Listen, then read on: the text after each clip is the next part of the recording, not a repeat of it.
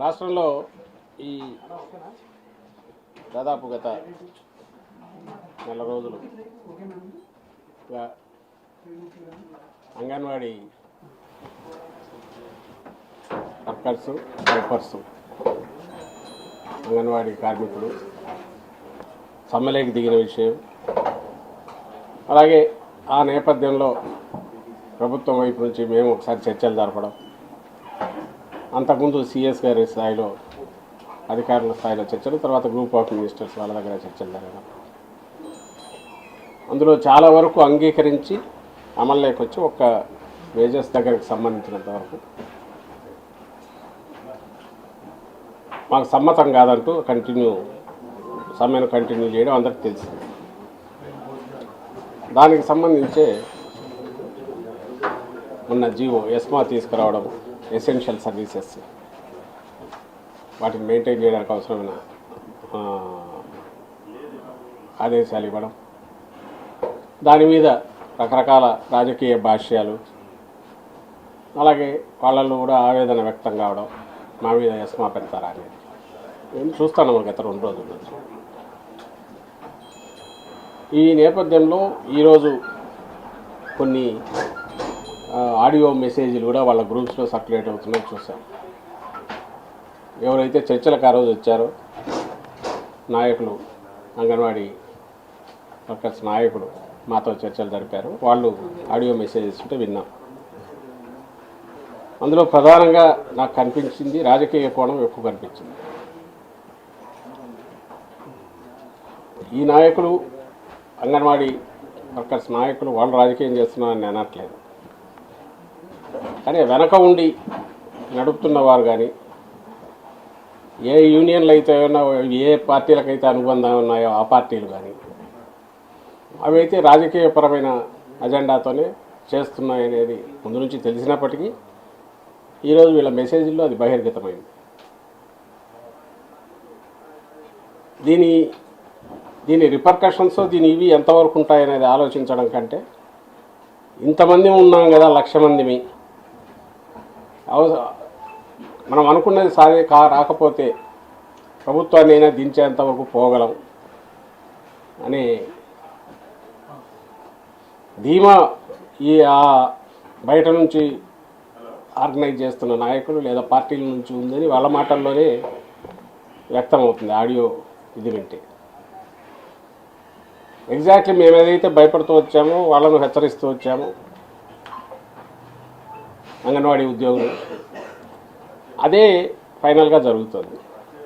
నేను చెప్పదలుచుకున్నది ఒకటే, మేము అంతకుముందు అడ్రస్ చేసిన ఏవైతే సాల్వ్ కాగలిగినవన్నీ చేసుకుంటూ వచ్చాము, ఏదైతే ఇమ్మీడియట్ ఈ టర్మ్లోనే ఇప్పుడు చేయడం కుదరదు కాబట్టి తర్వాత భవిష్యత్తులో దాని గురించి, ఇది ఎన్నికల సమయం, ఎన్నికలు వస్తున్నాయి, అయిపోయాక తర్వాత మాట్లాడదాం, దాని గురించి ఏదైనా సానుకూలంగా చేయడానికి ప్రశ్న యాజ్ ఆఫ్ నౌ అయితే చేయలేమని చెప్పారు. అది ఏదో బెదిరించడానికో, వాళ్ళు ఎట్లయితే సమ్మె అనేది బెదిరించడానికి మేము చేయట్లేదు అంటున్నారో, నిజంగా చేయట్లేదు కూడా అని ఇన్నాళ్ళు అనుకున్నాం, కానీ ఇప్పుడు చూస్తే అది కనిపిస్తుంది. అలాగే ఇటు ప్రభుత్వం వైపు నుంచి కూడా ఉన్న పరిస్థితిలో ఇంతకంటే ఇప్పుడు పెంచడం కుదరదు, నెక్స్ట్ ఖచ్చితంగా వచ్చే సంవత్సరం దాన్ని తప్పకుండా ఆలోచిస్తాం ఉన్నప్పుడు అందులో కూడా అంత నిజాయితీ ఉంది. వాళ్ళ డిమాండ్లో ఎట్లయితే నిజాయితీ ఉందో, లేదా వాళ్ళు రాజకీయాలకు అతీతంగా తమ సమస్యను ప్రభుత్వానికి విన్నవించుకున్నారో, ఇటు ప్రభుత్వం వైపు నుంచి కూడా అదే నిజాయితీతో చెప్పారు. అది మేము రాజకీయం కోణంలో అది జరగకుండా చేయడం కోసం భ్రమలో పెట్టడానికి ఏదైనా మాట్లాడి ఉంటే డిఫరెంట్, కానీ ఆ రోజుకు ఈ రోజుకు అదే స్టాండ్. ఆ రోజు కూడా ఇదే చెప్పాం, ఇట్లే సమ్మె చేస్తూ ఎంతకాలం అని ఇది ఉంటారు ఒకటి. రెండవది, ఇంకో పక్క దీని మీద, ఈ ప్రోగ్రాం మీద, అంగన్వాడీ ప్రోగ్రాం మీద లక్షలాది మంది పిల్లలు, బాలింతలు, గర్భిణులు, మహిళలు డిపెండ్ అయి ఉన్నారు, కుటుంబాలు డిపెండ్ అయి ఉన్నాయి. వాళ్ళకిచ్చే ఫుడ్ కానీ, రేషన్ కానీ, రెగ్యులర్ సప్లైస్ కావాలి, మళ్ళీ మంత్ వచ్చింది, అది మొదలవుతుంది, దానికి అవసరమైన ఏర్పాట్లు జరగాలి. అంటే ఎక్కడో ఒక పాయింట్ దగ్గర గవర్నమెంట్ ఆ ప్రత్యామ్నాయ ఏర్పాట్లు చేసే ప్రయత్నం చేయడము, లేక మిమ్మల్ని మీకు నచ్చజెప్పి చేయించడము, ఏదో ఒకటి చేయాలి. ఆ నచ్చజెప్పే ప్రయత్నమే ఇంతకాలం జరుగుతూ వచ్చింది. రెండవది, ఇన్ని రోజులుగా చేస్తున్న ఎవరో ఎక్కడైనా సొంతంగా వాళ్ళ అత్యుత్సాహంతో ఎక్కడైనా చేసిన రేరుగా జరిగినాయేమో కానీ ప్రభుత్వం వైపు నుంచి ఏదో హెరాస్ చేయడమో, బెదిరించడమో, ఇంకోటి చేసింది అయితే లేదు ఇంతవరకు. అది అందరూ గమనిస్తూనే ఉన్నారు. ఇదే గతంలో చంద్రబాబు నాయుడు గారు ప్రభుత్వంలో ఉన్నప్పుడు ఏం జరిగిందో అందరికి గుర్తుంది. ఆ అసహనంతో జగన్మోహన్ రెడ్డి గారి ప్రభుత్వం ఎప్పుడు లేదు. అంగన్వాడీ ఉద్యోగులను ప్రభుత్వంలో భాగంగానే చూస్తున్నాము. ప్రభుత్వం ఏదైతే చాలా ప్రెస్టీజియస్ దీని కింద పెట్టుకుందో, పేద కుటుంబాలకు, పేద మహిళలకు, గర్భిణులకు, బాలింతలకు, పిల్లలకు ప్రీ స్కూల్ యాక్టివిటీ దానికి సంబంధించిన దాంట్లో కీలక పాత్ర పోషించే ఉద్యోగులుగా పరిగణిస్తున్నాం. దానికి తగిన ఏర్పాటు కూడా జరిగింది, అందరూ గమనించారు. ఈ ఒక్కటి చేయలేనిది ఎందుకు చేయలేమో కూడా చెప్పాం. భవిష్యత్తులో దాని గురించి ఆలోచిస్తాం, దయచేసి విరమించమని చెప్పాం. తర్వాత ఇప్పుడు కూడా మళ్ళీ అదే చెప్తున్నాం. కానీ ఈరోజు చూసిన మెసేజ్లో చూస్తే జైలుకైనా పోతాం, ఇంకా ఏదైనా చేస్తాం, కానీ దీన్ని అయితే మనం కొనసాగించాలి అని చెప్పడం. దీని వెనుక మనకు జాతీయ పార్టీల మద్దతు ఉంది, వేరే రాజకీయ పార్టీలు కూడా మద్దతు ఇస్తున్నాయి, బరి కావాల్సిన అవసరం లేదనడం. అలాగే లాయర్లు కూడా వచ్చారు, లీగల్ కూడా ఫైట్ చేస్తామన్నాం. ఇవి ఇవి ఇవి ఎక్కడికి తీసుకుపోవు. ఇంకా సమస్యను ప్రెసిపిటేట్ చేసి మీకు ఏదైతే ధీమా ఉందో దానివల్ల వీళ్ళు ఏదైతే ఇచ్చారో దాని మీద వాళ్ళు చేయగలిగింది కూడా ఏమీ లేదు. ప్రత్యామ్నాయ ఏర్పాట్లు అయితే జరుగుతాయి, జరక్క తప్పదు. ఎందుకనేది కూడా చెప్తున్నాం. ఎందుకంటే ఇది మీరు ఎవరైతే డెలివర్ చేయాల్సిన సర్వీసెస్ ఉన్నాయో అవి రిసీవ్ చేసుకోవాల్సినవి లక్షలాది కుటుంబాలు ఉన్నాయి. వాటిని గురించి ప్రభుత్వం పట్టించుకోవాలనే విషయం గమనించి ఈ రాజకీయ అజెండాకు బలి కావద్దు అని అందరికీ మరోసారి విజ్ఞప్తి చేద్దామని ముందుకు వచ్చింది. ప్రభుత్వంలో భాగంగా ఉన్నారు, సేమ్ మున్సిపల్ ఉద్యోగులు కూడా అంతే. వాళ్లకు చెప్పాం, సాల్వ్ చేయగలిగినవి చేస్తాం. ఇప్పుడు చిన్న చిన్నవి ఉంటే చేస్తామంటున్నాం. వాళ్లకు తెలుసు, మున్సిపల్ ఉద్యోగులు కూడా తెలుసు. ఇవి ఇవి ఇవి ఎసెన్షియల్ సర్వీసెస్, ఇవి అత్యవసరమైనవి. ఎంటైర్ సివిక్ లైఫ్ను లేదా పేద కుటుంబాలను డిస్టర్బ్ చేసేవి. వాటిని ఎలాంటి భంగం కలిగినా ప్రభుత్వం బాధ్యత అవుతుంది. మీరు కూడా ప్రభుత్వంలో భాగం కాబట్టి అడగడం బాగుంది. అసలు ఆ సమ్మె పోకుండా కొన్ని పరిష్కారం అయ్యేవిగా చాలా వరకు వీళ్ళు పరిష్కారం చేసినవి, సమ్మెకు పోనవసరం లేకుండానే చేసినవి, చేస్తున్నవి కూడా. వీళ్ళందరూ కూడా అంతకుముందు సిఎస్ గారి దగ్గరికి వస్తున్నారు, నా దగ్గరికి వస్తున్నారు, మంత్రుల దగ్గరికి వెళ్తున్నారు. రెగ్యులర్ ఇదైతే ఉంది ఇంటరాక్షన్. బట్ సహజంగానే శాలరీ పెరుగుతుంది మనం సమ్మె లేకపోతే అన్నందువల్ల వెళ్ళిండొచ్చు. కానీ అది సాధ్యం కాదు. దానికి ఉన్న పరిమితులు, దానికి ఉన్న ఇబ్బందులు మేము చెప్పిన తర్వాత వాటిని అర్థం చేసుకొని చేస్తే బాగుండేది. ఈరోజు ఇంకోటి రౌండ్ టేబుల్ అని చూసాం. సహజంగానే తెలుగుదేశం మొత్తం అక్కడ చేరారు. వీళ్ళందరూ ఎవరంటే జగన్మోహన్ రెడ్డి గారిని టార్గెట్ పెట్టుకుని ఏదో ఒక రకంగా పొలిటికల్ మైలేజ్ పొందాలనుకునే వాళ్ళు. తప్పు కాదు, వాళ్ళకి ఇది ఉంటుంది, వీళ్ళది తప్పు కాదు. అది ఎన్నికల్లో రేపు ఎలాగూ అలాంటి నిర్ణయం తీసుకోవాలని అది ఎవరి ఇష్ట ప్రకారం వాళ్ళు ఓటు వేస్తారు, దట్స్ డిఫరెంట్ ఇష్యూ. కానీ గవర్నమెంట్ యాక్టివిటీ ఏదైతే ఉందో, లేదా ప్రజలకు, పేద ప్రజలకు అందించాల్సిన ఇది కానీ, లేదా మున్సిపల్ వర్కర్స్ విషయంలో అయితే పారిశుద్ధ్యం అంటే సివిక్ లైఫ్, పౌర జీవితానికి సంబంధించినంత వరకు ఎఫెక్ట్ అయ్యే రకంగా అది కంటిన్యూస్ చేయడం అయితే దాన్ని రిజాల్వ్ చేయకుండా ప్రభుత్వం ఊరకైతే ఉండలేదు. అది జరిగినప్పుడు సహజంగా అన్ని వైపులా నష్టం జరిగే ఇది ఉంటే దానివల్ల ఎవరికి ఉపయోగం లేదని చెప్పడం నా ఉద్దేశం. అది గతంలో కూడా చెప్పాం, మళ్ళీ చెప్తున్నాం. దయచేసి అర్థం చేసుకోవాల్సిందిగా కోరుతున్నాం. దాని ప్రకారం ఇప్పటికీ డోర్స్ ఆర్ ఓపెన్, వాళ్ళు చేయొచ్చు. వాళ్ళు దాన్ని ఏమంటారు, ఉద్యమం కానీ సమ్మె కానీ ఏది చేసినా దానికి ప్రాపర్ ప్రొసీజర్ ప్రకారమే నోటీసులు ఇవ్వడం ఏదో జరుగుతుంది, చూస్తారు. ఎవరి మీద ఎలాంటి దురుసుగా ఇచ్చేయొద్దని సంబంధిత పోలీస్ డిపార్ట్మెంట్ కానీ మిగిలిన వాళ్ళకు కూడా ఆదేశాలు వెళ్ళాయి. ఓన్లీ థింగ్ ఈజ్ ప్రత్యామ్నాయ ఏర్పాటు చేయకపోతే ఈ సప్లై ఏదైతే ఉందో చేయాల్సిన డిస్ట్రిబ్యూషన్ కానీ మిగిలినవి, అలాగే పిల్లలను చూసుకోవడం, వీటి యాక్టివిటీకి సంబంధించినంత వరకు ఇబ్బంది వస్తుంది కాబట్టి ప్రత్యామ్నాయ ఏర్పాటు చేసేటప్పుడు ఎవరైనా అడ్డం వస్తే సహజంగానే దాని మీద ప్రభుత్వం చర్యలు తీసుకోవాల్సి ఉంటుంది. అంతకుమించి వీళ్ళు సమ్మె చేస్తున్నందుకో లేదా రకరకాలుగా వాళ్ళు పరుషంగా మాట్లాడుతున్నందుకో లేక మేము ప్రభుత్వాన్ని దించుతామన్నందుకో అలాంటి వాటికి అయితే ఎవరు దురుసుగా ప్రవర్తించరు. ప్రభుత్వం వైపు నుంచి పూర్తి సమయవంతం ఉండమని ముఖ్యమంత్రి గారు చెప్పారు. గత ప్రభుత్వం అలా కాదు. కానీ బాధ ఏంటంటే ఆ మాటల్లో జైళ్ళకైనా వెళ్దాం ఏదైనా చేద్దాం అనడానికి ఇది డీల్ చేస్తున్నది ప్రభుత్వంలో అంతర్భాగమైన మీరు ప్రభుత్వం మీదే ఇది చెప్పి చేయడం అంటే చేయగలిగితే ఇప్పటికీ చేసేవాళ్ళం చేయలేని పరిస్థితి ఉన్నట్టు అర్థం చేసుకోమని ఇటుపక్క అడుగుతుంటే ఇది తెగేంత వరకు లాగడం అనేది కరెక్ట్ కాదు. ఆ తెగేంతవరకు లాగడము తెంచడం అనేది మీ వైపు నుంచి వద్దు, ఇటువైపు నుంచి ఆ ప్రయత్నం అలాంటి ఇది ఉండనే ఉండదు. గవర్నమెంట్ వైపు నుంచి మీరు చేయొద్దని ఉద్యోగులందరికీ విజ్ఞప్తి చేస్తారు. ప్రభుత్వం వైపు నుంచి ఒక ప్రొవొకేషన్ వచ్చింది అనే విమర్శకు ఏం చెప్తారు? అది ఎసెన్షియల్ సర్వీసెస్ కాదా అమ్మా? ఎసెన్షియల్ సర్వీసెసే కదా. కాదని ఎట్లా అనుకుంటారు నాకు అర్థం కావట్లా. ఇది కానీ రేపు మున్సిపల్ దీని కానీ పెడితే అక్కడ కానీ ఇవి ఎసెన్షియల్ సర్వీసెసా కాదా?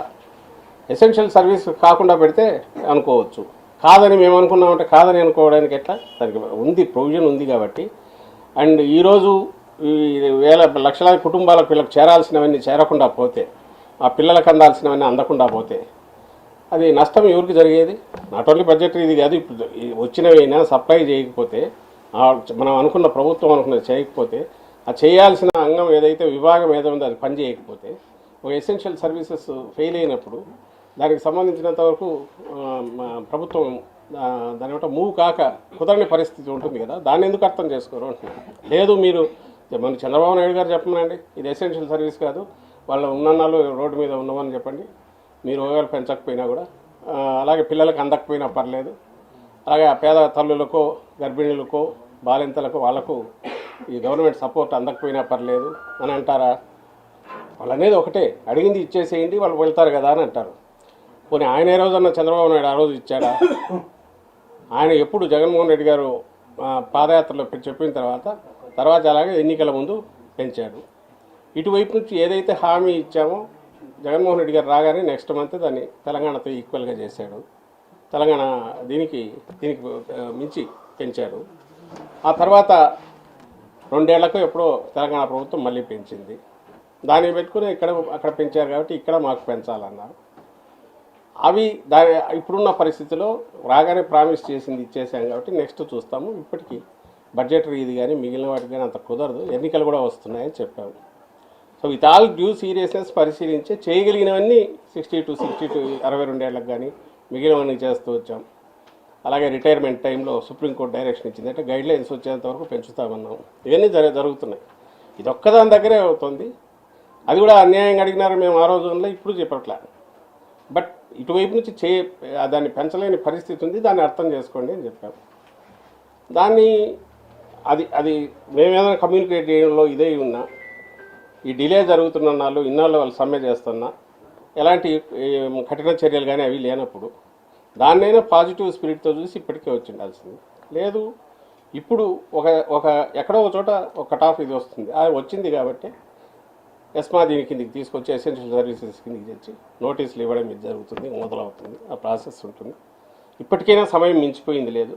అది రిక్వెస్ట్ చేద్దామని మీ ద్వారా మీడియా ద్వారా రిక్వెస్ట్ చేద్దామని వచ్చాం. దాన్ని దయచేసి అర్థం చేసుకుని వాళ్ళు కానీ అలాగే మున్సిపల్ వర్కర్స్ కూడా చేయగలిగినంత చేశాం. పట్టుదలకు పోకుండా ఇంకా చిన్నవి ఏమైనా ఉంటే వేరే పరిశీలించవచ్చు, that's not a different issue. కానీ సాలరీ పెంచడం అనేది ఇప్పట్లో కుదరదనేది దయతో అర్థం చేసుకొని సమ్మె విరమించాల్సిందిగా కోరారు. మున్సిపల్ ఇప్పటికైతే ఏం లేదు, చర్చలు జరుగుతున్నాయి, రిజాల్వ్ అవుతుందని అనుకుంటున్నాం. మళ్ళీ కూర్చున్నాం. అంగన్వాడీ దీనికి సంబంధించి కూడా వాళ్ళు ఈరోజు మళ్ళీ వచ్చినట్టున్నారు సిఎస్, అది కూడా రిజాల్వ్ అవుతుందేమో అని ఆశ ఉంది. బట్ ఈలోగా ఈరోజు వాళ్ళ స్టేట్మెంట్లు కానీ పొలిటికల్ పార్టీస్ దాన్ని స్టాండ్ తీసుకోవడం కానీ, అలాగే మొన్నటి వరకు 19 వరకు అధికారంలో తెలుగుదేశం పార్టీ కూడా పొలిటికల్ స్టాండ్ తీసుకొని రావడం కానీ, అలాగే వీళ్ళ దాంట్లో కూడా ప్రభుత్వాన్ని దించేయగలమని ఇది కూడా మాకు ధీమా ఇచ్చారు ఆ పార్టీలు అంటుంటే అది ఎక్స్ట్రీమ్ పొజిషన్ అలాంటివి తీసుకోవడం ఉద్యోగులుగా ఉన్నవాళ్ళు. అది నిజంగా కరెక్ట్ కూడా కాదు. అండ్ ప్రయత్నం ఎవరైనా చేయొచ్చు, ప్రతి ఓటు దించడానికి వేయచ్చు లేదా నిలపడానికి వేయచ్చు. కానీ మేము 1,00,000 మంది ఉన్నాం కాబట్టి మేము కలిసి ఇచ్చేయగలం అంటే ఇది 5 కోట్ల మంది ఉండే రాష్ట్రం.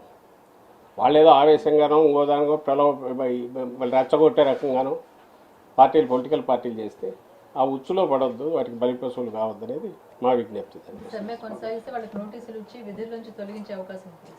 అమ్మా అంగన్వాడీల్ని వాళ్ళు కనుక అదే రకంగా ముందుకు పెడితే ఎస్మా ఉన్న నేపథ్యంలో వాళ్ళకి నోటీసులు ఇచ్చి విధుల నుంచి తొలగించే అవకాశం ఉంటుంది. ప్రత్యామ్నాయ ఏర్పాట్లు అన్నప్పుడు ప్రత్యామ్నాయ ఏర్పాట్లు జరుగుతూ వస్తుంటాయి.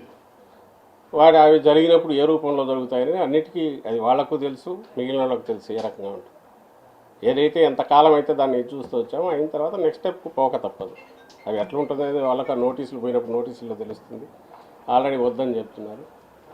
వాళ్ళు కంటిన్యూ చేసినప్పుడు అంటే అది ఏం చెప్పినా ఏదో హెచ్చరికలాగానే భయపెట్టినట్టు బెదరగొట్టినట్టు ఉంటుంది కాబట్టి నేను దాని జోలికి మాటల జోలికి పోవడం. ఒక్కసారి అది నడవడం ఆగకూడదు. ఇంతకాలం సఫర్ అయింది, ఆ సిస్టమ్ ఆగకూడదు. ఇప్పుడైనా దాన్ని మళ్ళీ గాడిలో పెట్టాలి అనుకున్నప్పుడు అది బిల్లన్నా చేయాలి, ఆల్టర్నేటివ్ అరేంజ్మెంట్స్ అన్నా చేయాలి. వాళ్ళని చేయమంటున్నాం, చేయనప్పుడు ఆల్టర్నేటివ్ అరేంజ్మెంట్స్ చేస్తున్నప్పుడు అది ఖచ్చితంగా that will lead to heart burn. కొంచెం ఇబ్బంది అవుతుంది, అందరికీ ఇది అవుతుంది. ఆ పరిస్థితి వద్దు, ఇటు వద్దు అటు వద్దు, తెచ్చుకోని అవసరం లేదనేది మా ఫైనల్ రిక్వెస్ట్ చేస్తుంది. సార్ థర్డ్ లిస్ట్కి సంబంధించి ఏమన్నా ఎప్పుడు వస్తుంది? ఏం లిస్ట్ అమ్మా? 3వ జాబితా నియోజకవర్గం, ఏది అసెంబ్లీ నియోజకవర్గం, లోక్సభ నియోజకవర్గం థర్డ్ లిస్ట్. అవునా, వస్తుందమ్మా. తొందరగా చెప్తా, మీకు ముందే చెప్పే ఇష్యూ చేస్తాం. ఇది ముందే ఫస్టే చెప్పాము, ఎన్ని అవసరమైతే అన్నీ ఉంటాయి. అది థర్డ్ ఏనా ఫోర్తా ఎక్కడో చోట అయితే అవుతుంది. ఒకటి గమనించమని మేము రిక్వెస్ట్ చేస్తున్నాం ఏంటంటే, ఈ మధ్య ఆయన చంద్రబాబు నాయుడు ఎక్కడ పోయినా కూడా ఏదో ఈ చెత్త తీసుకుని అక్కడ పెడితే ఇది అవుతారా, ఇంకా అదేమంటారు ఇక్కడ పోతే ఇంకోటి పెడతారు, ఓ కామెంట్ చేస్తున్నారు. ఆయన చేసి కానీ అసలు ఇంతకుముందు కూడా క్వశ్చన్ వేసాం, ఆయన ఎన్ని మార్పులు చేశాడు మీ అందరికీ తెలుసు. ఆయన నోరో ఏదో మరి అర్థం కాదు, కానీ ఆయన ఏం మాట్లాడుతున్నాడో ఆయనకు తెలుసో తెలియదో, లేదా ఆయన కానీ ఆయన చూసి ఆయన కొడుకో లేదంటే ఆ పార్టీ నాయకులు ఆయన వచ్చిందే తన దీని నుంచి నేటివ్ కాన్స్టిట్యున్సీ నుంచి ఇంకో కాన్స్టిట్యున్సీకి పోయినాడు. తన కొడుకు వచ్చి ఇక్కడ మంగళగిరిలో సంబంధమే లేని మంగళగిరిలో పోటీలో దిగాడు. ఇంకా గంటా శ్రీనివాసరావు ఆయన అయితే ఎన్ని కాన్స్టిట్యున్సీలు మారాడు. అలాగే ఐ థింక్ లాస్ట్ ఎలక్షన్స్లో కూడా ఆమె పాయకరావుపేట నుంచి ఆమెను తెచ్చి కొవ్వూరు పెట్టినట్టున్నారు. ఐ థింక్ జవహర్ ఆయన తెచ్చి ఇక్కడ తిరువూరు పెట్టినట్టున్నారు. చెప్పుకుంటూ పోతే చాలా ఉంటాయి. అల్టిమేట్ నువ్వు చేయలేని పని మేమేమో కాన్ఫిడెన్స్తో వెల్ ఇన్ అడ్వాన్స్ చేంజెస్ ఏమైనా ఉంటే చేసుకుంటూ పోతున్నాం. సైంటిఫిక్ స్టడీతో జగన్మోహన్ రెడ్డి గారు ఈ పని చేస్తున్నారు. నీకేమో అసలు క్యాండిడేట్లే లేదు. 175 అన్నట్టు నువ్వు ఆలోచించాల్సిన అవసరం వచ్చింది చంద్రబాబు నాయుడు లేదు. ఉన్న వాటిలో మళ్ళీ అంటే జనసేనకి ఎన్ని ఇస్తారో తెలియదు. ఆ నంబర్ చెప్పాలంటే మళ్ళీ అది భయం. అది చెప్తే ఎలాంటి రియాక్షన్ వస్తుందో అది. సో ఆ గందరగోళంలో కొట్టుకుంటున్నా ఇటుపక్క నిబ్బరంగా కాన్ఫిడెన్స్తో మేము అడుగులు వేస్తుంటే జగన్మోహన్ రెడ్డి గారు ఇంకా తట్టుకోలేక ఏదో కామెంట్ చేయాలి. కాబట్టి మీరు అడుగుతారు, ఏం సార్ వాళ్ళంతా రెడీ అవుతున్నారు, మీరు ఎలక్షన్ల దగ్గరికి వచ్చినా మీరేం చేయలేకపోతున్నారు, మీరు అడుగుతారు కాబట్టి మీడియాలు దాన్ని ముందే ప్రియం చేయడానికి ఆయనే ఇలాంటి అవాకులు జవాకులు ఆయన వెళ్తున్నారు వరుస పెట్టేసి. What we are doing is perfectly correct and any రాజకీయ పార్టీ అయినా చేస్తున్నది. సో అందులో మేము ఇన్ అడ్వాన్స్ చేస్తున్నాము. సో దట్ ఆ డస్ట్ సెటిల్ అయ్యి ఎవ్రీథింగ్ నార్మల్ వస్తుంది, మా టీం పర్ఫెక్ట్గా ఉంటుంది, మా కాన్ఫిడెన్స్. అది ఆయన ఎందుకు చేయలేకపోతున్నాడో ఆయన చెప్పాలా చంద్రబాబు నాయుడు గారు. సో ఆయనకు చేత కావట్లా. రెండవది లేరు, ఉన్నవాళ్ళు ఆల్రెడీ మొదలు పెడుతున్నారు. నిన్న మొన్న ఇక్కడ విజయవాడలో జరిగినట్టుంది, నిన్న ఎక్కడో బద్వేల్లో లాస్ట్ టైం కంటెస్ట్ చేసిన అతను స్టేట్మెంట్ ఇచ్చాడు. అవి చూసుకొని మేము వాటి గురించి మాట్లాడట్లా, ఎందుకంటే సహజంగానే ఉంటాయి ఏ పార్టీలో. మేమేమో వీళ్ళు చంద్రబాబు నాయుడు కానీ ఆ పార్టీ కానీ ఆ ఎల్లో మీడియా కానీ మా దగ్గర ఎవరైనా కొంచెం ఇది అయిపోతే మొత్తం కంప్లీట్ కేయాస్ వచ్చినట్టు, వైఎస్ఆర్సీపీ ఏదో అయిపోయినట్టు వాళ్ళు ప్రచారం చేసి సంబరపడిపోతున్నారు. కానీ ultimately you have already failed. Earlier you failed the state Chandrababu Naidu, and now also as a party కూడా వాళ్ళు ఫెయిల్ అయ్యారు. ఫెయిల్ అయినందుకే ఆయన పవన్ కళ్యాణ్ గారి వాళ్ళ గడ్డం పట్టుకొని తనను మోసి మళ్ళీ సీఎం పదవిలో కూర్చోబెట్టమని ఆయన పట్టుకున్నారు. పోనీ అక్కడ ఎన్ని ఇస్తారో కాన్ఫిడెంట్గా చెప్పలేకుండా ఉన్నాడు. ఆ గందరగోళం వాళ్ళని వాళ్ళు తెలుసుకోగలిగితే లేదా తెంచుకొని ఒక స్పష్టత వాళ్ళు రాగలిగితే అప్పుడు వాళ్ళు పోటీలోకి వస్తే నిజంగా ఒక పోటీ ఉన్నట్టు మేము ఫీల్ అవుతాం. మా వరకు మేము election any election is we are appealing to public. ఆ పోయేటప్పుడు ఓ స్పష్టత ఉండాలి. మా విధానాలకు స్పష్టత ఉంది. జగన్మోహన్ రెడ్డి గారి లైన్ ఆఫ్ థింకింగ్కు, ఆయన విశ్వసనీయతకు, పార్టీకి, ఇంక్లూడింగ్ మేము ప్రజెంట్ చేసే 175 టీంకు ఆ విశ్వసనీయత స్పష్టత ఉంది. కాబట్టి ఖచ్చితంగా అవతల ఎవడొచ్చినా మేము రెడీగా, లేదా అందరు కట్టకట్టుకొని వచ్చినా రెడీగా ఉండేంత ధీమాతో మేము ఉన్నాం. కాబట్టి అది ప్రజలు కూడా అర్థం చేసుకున్నారు. కాబట్టి whatever we are doing, wrong interpretations ఏమొచ్చినా వాటిని నమ్మొద్దని విజ్ఞప్తి చేస్తాం. సార్ రేపు చంద్రబాబు ఇంటికి సార్ రేపు చంద్రబాబు ఇంటికి పవన్ కళ్యాణ్ ఇంటికి వెళ్తున్నారు. కేంద్ర ఎన్నికల సంఘాన్ని చంద్రబాబు పవన్ కళ్యాణ్ కలవబోతున్నారు. ఇప్పటికే అపాయింట్మెంట్ వైసీపీ నుంచి ఏమైనా ఫిర్యాదు చేస్తున్నారా? వాళ్ళిద్దరూ కలిసి రేపు సిఎస్ని కలిసి ఫిర్యాదు చేయబోతున్నారు. వైసీపీ నుంచి ఏమైనా కంప్లైంట్ ఇవ్వబోతున్నారు? వాలంటీర్లని అలాగే సచివాలయ ఉద్యోగుల్ని వెన్నికల నుంచి తప్పించాలనేది ఫిర్యాదు ప్రధానంగా చెప్పారు. వాలంటీర్లు అనేవాళ్ళు ఉద్యోగులు కాదు. ఒకటి సచివాలయ ఉద్యోగులు ఎనీ ఉద్యోగి state government employees or state government employees. వాళ్ళు వచ్చేసి దాని గురించి వీళ్ళ తలకాయలు ఏదో ఉంది, దాన్ని పెట్టేసి అది ఈసీకో లేక రాజ్యాంగానికో వాళ్ళు ఆపాదించో వాళ్ళు ఏదో స్టేట్మెంట్ ఇస్తే దానివల్ల ఏం ఉపయోగం ఏముంది? వాలంటీర్లు ఉద్యోగులు అయితే కదా. అండ్ వాలంటీర్లు ఉద్యోగులు కానప్పుడు ఎన్నికల డ్యూటీలు ఎందుకు పాల్గొంటారు? ఎన్నికల డ్యూటీలో పాల్గొనరు. ఎన్నికల్లో ప్రజాస్వామ్యంలో ఎన్నికలు ఇంపాక వాళ్ళు పౌరులుగా, మామూలు పౌరులుగా వాళ్ళ అభిప్రాయాలకు అనుగుణంగా పనిచేస్తారు. ఇట్స్ వాలంటీర్ అనే పదంలో మాట్లాడి ఉన్నప్పుడు దాని మీద వీళ్ళు అనడం ఏంటి? వాళ్ళు ఏదో మేము వాడుకుంటున్నాం అనడం ఏంటి? దానికి ఏమైనా అర్థం లేనిది. దాన్ని తీసుకెళ్ళి ఈసీకి పెడితే పాపం వాళ్ళు ఏం చేస్తారు? ఎలక్షన్ కమిషన్ పెడితే. So that is entirely there. అంటే నేను కూడా రాంగ్ ఇది ఇవ్వడానికి ట్రై చేస్తున్నాను అనుకున్నాను. ఇప్పుడు కాదు, 4-5 నెలల నుంచి మొదలుపెట్టారు. ఎలాగో పుట్టి మునిగింది అని తెలుసు. రేపు ఎన్నికల్లో ఇంకా ఆ అకౌంట్ ఓపెన్ అవుతుందో లేదో డౌట్ వాళ్ళకు. 23 కూడా వచ్చే ఛాన్స్ లేదు. సో ఇప్పటి నుంచి ఒక గ్రౌండ్ ప్రిపేర్ చేసుకుంటున్నారు. నిజంగా చేస్తున్నది వాళ్ళు. మేము ఆధారాలతో సహా చూపించాం.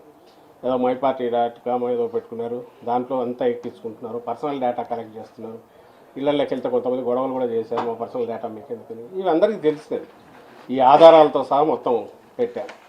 అలాగే వాళ్ళ సంబడి ఎవరినో అపాయింట్ చేసుకుంటే అతను లక్షలు అంటే ఆల్మోస్ట్ దాన్ని ఏమంటారు, ఎలక్ట్రల్ రోల్స్ కంప్లీట్గా ఇచ్చినట్టు ఇచ్చారు. ఇవన్నీ బోగస్ ఓట్లని. అవి కిందికి పంపిస్తే లక్షల్లో అవన్నీ జెన్యున్ ఓట్లని మళ్ళీ కింది నుంచి పైకి వచ్చింది. కానీ వాళ్ళు రావాల్సిన ప్రచారం ముందు ఏదో చేయాలనుకుంటారో అదైతే కొట్టేశారు. ఇగో ఇన్ని లక్షలు బోగస్ ఓట్లని మేము ఇచ్చాము. కానీ చేస్తున్నది ఎవరంటే హైదరాబాద్ నుంచి అదేది వాళ్ళు ఫ్లెక్సీలు పెట్టి మరి తెలంగాణ ఎలక్షన్ కాగానే ఫోటోలతో సహా ఇచ్చాము ఎలక్షన్ కమిషన్. ఇక్కడ అయిపోయింది కదా, అక్కడికి పోదండి అని చెప్పి అందరికి పిలిపించారు. మీరు చూసింటారు. సోషల్ మీడియాలో కూడా వాటి రండి మేము ఆర్గనైజ్ చేస్తామనేది వచ్చాయి. ఏది ఇక్కడ ఓటర్ రిజిస్ట్రేషన్ చేయిస్తాము. బరి తెగించి ఆ బండగా ఆ రోజు చేసినారు. ఈరోజు ఇప్పటికి అపోజిషన్లోనూ కూడా చేస్తున్నారు. తెలిసినవే ఆ విద్యలు తెలుగుదేశం పార్టీ. కానీ కంప్లైంట్లు మాత్రం మొత్తం మా మీద పెట్టి అక్కడి నుంచి ఇక్కడి వరకు వదలలేసిన నుంచి కట్టలు ఇస్తున్నారు. ఎందుకంటే నేను అనుకోవడం అయితే ఈ రేపు పోయిన తర్వాత ఎందుకు పోయినారంటే అది అంతకుముందు ఈవీఎంల మీద పడినాడు.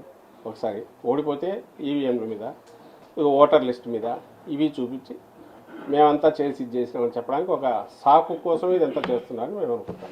రేపు ఏపీ ఎన్నికల్లో షర్మిల గారికి పూర్తి స్థాయిలో సహకరిస్తామని రేవంత్ గారు. ఏపీ ఎన్నికల్లో షర్మిల గారికి సహకరిస్తాము, పూర్తి సహకారం అందిస్తాను రేవంత్ గారు. అది సీఎం జగన్ గారు నాకు విషయం చెప్పలేదు. ఎక్కడొచ్చింది? ప్రెస్ కాన్ఫరెన్స్లోనగా ఇంటర్వ్యూలో. ఎవరు ఇంటర్వ్యూ? ఎవరు? ఏబిఎన్. ఆయన ఈయన కూర్చొని కోఆర్డినేటర్ మాట్లాడుతున్నప్పుడు ఎట్లాగా ఏమొస్తాయి సమాధానం? ఏ రావాలన్నా అదే వచ్చింది. ఆయన స్పష్టత ఆయనకు ఉంది, రాధాకృష్ణ స్పష్టత ఆయనకు ఉంది. అదే ఆ స్క్రీన్ మీద కనపడి ఉంటుంది. దాని మీద ఏం కావాలి.